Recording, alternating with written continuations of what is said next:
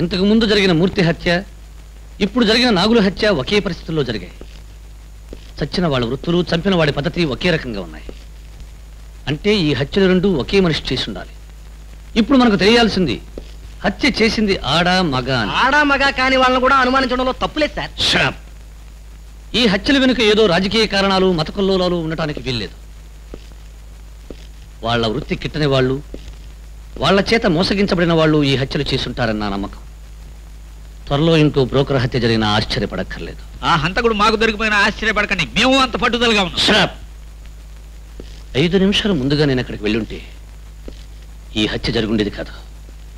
భజన్లాల్ దొరికిపోయేవాడు. నిజమే, కానీ అది మీ పొరపాటు కాదు కదా సార్? కాకపోవచ్చు, కానీ పత్రిక వాళ్ళు మన అసమర్థత అంటారుగా. వాళ్ళకి మన డిపార్ట్మెంట్ని వేలెత్తి చూపించడం అలవాటేలేండి. ఇంతకీ ఈ హత్య విషయం ఏం చేయాలి? భజన్లాల్ గదిలో దొరికిన లలిత్తో ఒక్కసారి మాట్లాడితే ఏదైనా ఇన్ఫర్మేషన్ దొరకచ్చు.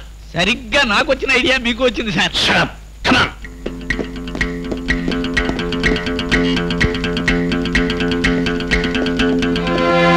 రండి ఇన్స్పెక్టర్ గారు. లలిత్ ఎక్కడ? లోపల పడుకుందండి.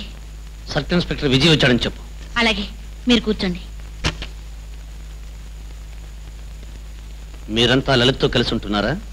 ఒకే జాతి పక్షులు ఒకే గూట్లో ఉంటాయి ఇన్స్పెక్టర్ గారు. ఏంటో జవాబు? పక్షులు గూళ్ళు అని. నువ్వేం కథలు రాసే రచయిత్రివా? మాకు తెలిసిన కథలు ఏ రచయిత్రికి తెలియవు. మీకు నాగులు తెలుసా? అతను మా పొరిగింటివాడు. అప్పుడప్పుడు లలితను పలకరించడానికి వస్తుంటాడు. ఆపుని ఆడి కథలు.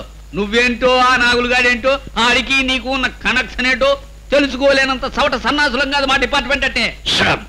మా గురించి అన్నీ తెలిస్తే మమ్మల్ని ప్రశ్నించడం ఎందుకు? మా నోట వినాలనా? వినే ధైర్యం ఉందా మీకు? చెప్పు. డబ్బు కోసం ఒళ్ళమ్ముకుని బ్రతికే మనుషులం మేము. మా మీద ఆధారపడి బ్రతికేవాడు ఆ బ్రోకర్ నాగులుగాడు. కస్టమర్స్ని కుదిర్చేవాడు. చచ్చాడు. ఇప్పుడు ఏం చేయాలో మాకు తెలియడం లేదు. నమస్తే ఇన్స్పెక్టర్. నమస్తే. నీ ఆరోగ్యం ఎలా ఉంది? మా ఆరోగ్యం గురించి, క్షేమం గురించి ఏ మగవాడు ఇంతవరకు అడగలేదు. వాళ్ళ అవసరానికే మేము తప్ప మా ఆరోగ్యం గురించి వాళ్ళకి అవసరం లేదు. అయినా అడిగారు కనుక చెప్తున్నాను. బాగానే ఉన్నాను ఇన్స్పెక్టర్. నాగుల గురించి నేను కొన్ని ప్రశ్నలు అడగాలని వచ్చాను. అనుకున్నాను, అడగండి. అతను నీకెంతకాలంగా తెలుసు? నేను ఈ వృత్తిలోకి వచ్చినప్పటి నుంచి. నిన్ను ఈ వృత్తిలోకి నాగులే దింపాడా? కాదు, ఆకలి, అవసరం నన్ను ఈ వృత్తిలోకి దింపాయి. దేశంలో తిండి లేని వాళ్ళు లక్షల మంది ఉన్నారు. వాళ్ళంతా ఈ దౌర్భాగ్యపు వృత్తిలోకి దిగలేదు. కానీ నువ్వు మాత్రం కారణం ఇవి అవి అని. అబద్ధం చెప్తున్నానంటారా? విజయబాబు, సిగ్గుని చీర్ని కలిపి వదిలేసి, పౌడర్ని నవ్వుని కలిపి పూసుకొని పువ్వులతో కలిసి మేం పరాయి మగవాళ్ల పక్కల్లో నలిగిపోవడం మాకు ఆనందం అనుకుంటున్నారా? విజయబాబు, పెళ్లి అనే పదం మా బ్రతుకులోంచి చెరిపేసి, తాళి అనే ఆభరణం లేకుండా చేసుకుని, సంసారం అనే స్వర్గం ఒక కలలాగా వదిలేసి ఈ నరకంలో బ్రతకడం మాకు సంతోషం అనుకుంటున్నారా?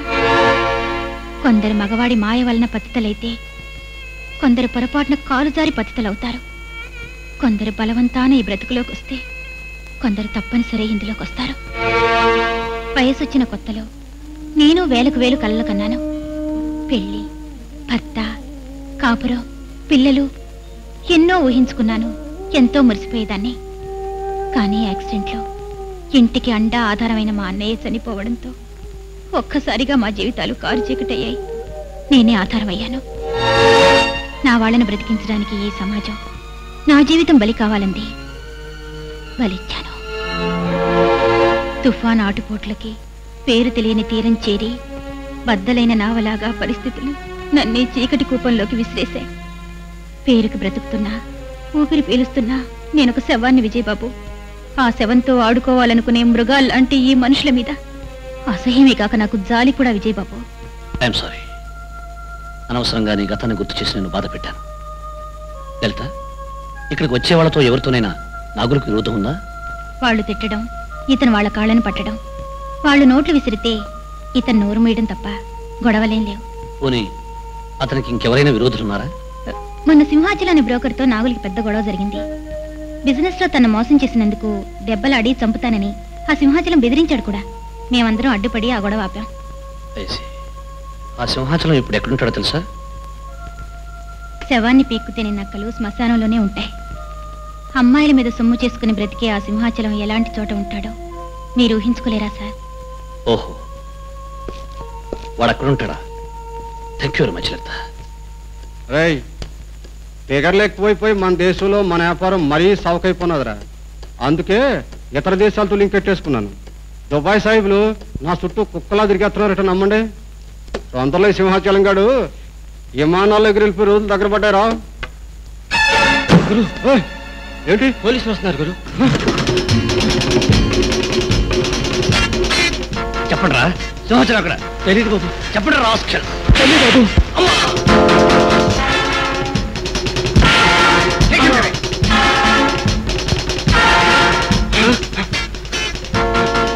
సింహాచలం తెలియదు బాబు. నాకు తెలియదు. చెప్పండి. తెలియదు బాబు.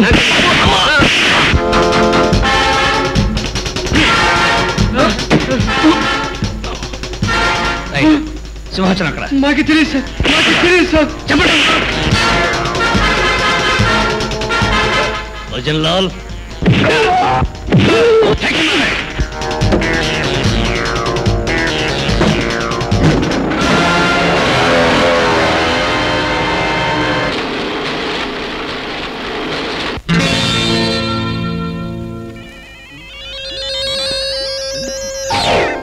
రాయ్ పజగోవిందం ఏట్రా కానిస్టేబుల్ హెడ్ కానిస్టేబుల్ నన్ను పట్టుకొని రా అంటావురా నువ్వు? నేను నీ బాబాయ్ రా. ఎంత హెడ్ అయినా నా కొడుకు వరస.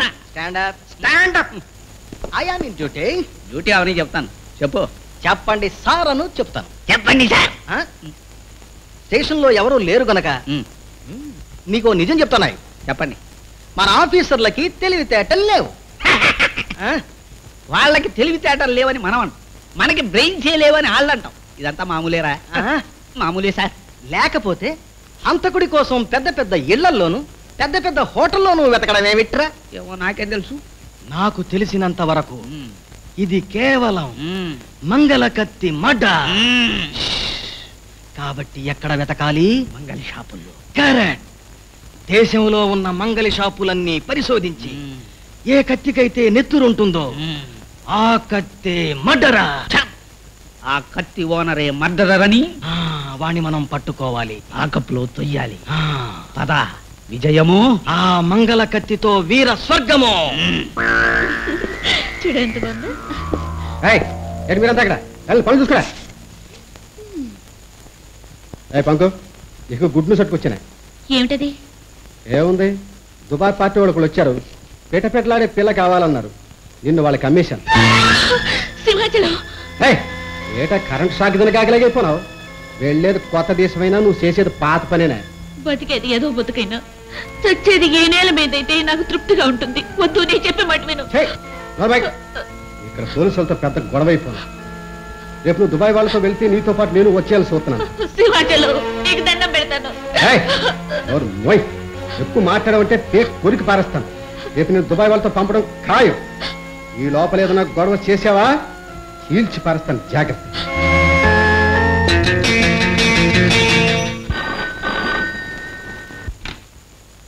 Hello, inspector Vijay speaking. Inspector గారా, నా పేరు పంకజం అండి. నేను చాలా ప్రమాదంలో ఉన్నాను. నన్ను కాపాడండి సార్. విషయం ఏమిటో, నీకు వచ్చిన ప్రమాదం ఏమిటో వివరంగా చెప్పు. మీరు వెతుకుతున్న సింహాచలం అనేవాడు రేపు నన్ను దుబాయ్ పంపిస్తున్నాడు. ఐసి, వాడు ఇప్పుడు అక్కడ ఉన్నాడా? లేడు. సాయంకాలం ఇక్కడ డాన్స్ ప్రోగ్రాం ఉందండి, తప్పకుండా వస్తాడు. మీరు మారువేషంలో వస్తే వాడిని పట్టుకోవచ్చు.